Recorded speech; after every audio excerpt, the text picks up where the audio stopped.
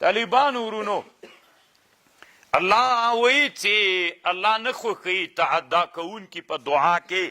تعدا کوونکي په دعا کې څوک دي طالبانو ورونو؟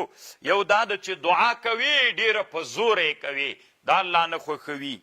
یو دویم دا ده چې په دعا کې د انبیاو مرتبې غواړي. الله پاکه عیسی علیه السلام غوندې مې کې، الله پاکه موسی علیه السلام. دا طالبانو تعدا فی الدعا ده، دا هم ناروا ده. یا هغه شی چې محال وي، لکه مثلا وی الله پاکه د شیطان دیم جنت ته ننویستلی وي، ایمان دې پرې راوړی وای، او ابو جهل دی الله پاکه جنت. طالبانو هغه دعاوي دي چې تعدا فی الدعا ده. او دلته الله بل وی وخفیتا. طالبانو ورونو بعضې حالتونو کې افضل دا ده چې دعا خفیه وسي. هغه حالت کې چې ریا نه ډارېږي، هغه حالت کې چې دا جهر باندې چاته تشویش پیدا کیږي. یو سړی په مانځه ولاړ ده، یو سړی ویده ده، یو سړی قرآن وایي، یو سړی د علوم شرعیو په مطالعه په درس مصروف ته په زوره دعا کوي، هغه کوي هغه حضور خرابوي.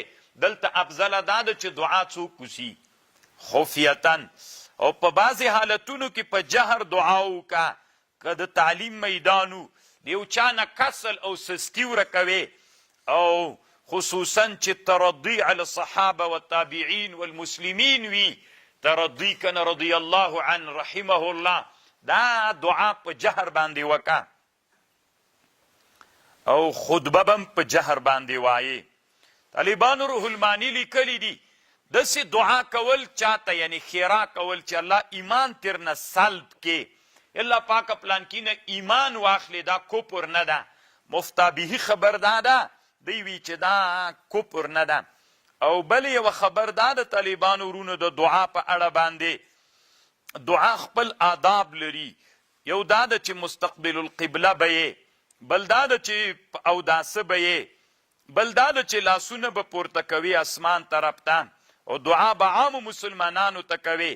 او د دعا دپاره خپل وختونه دي. باران وریده د افطار په وخت کې، د شپې ثلث اخیر په وخت کې، د قرآن د ختم په وخت کې دعاوې به کوي.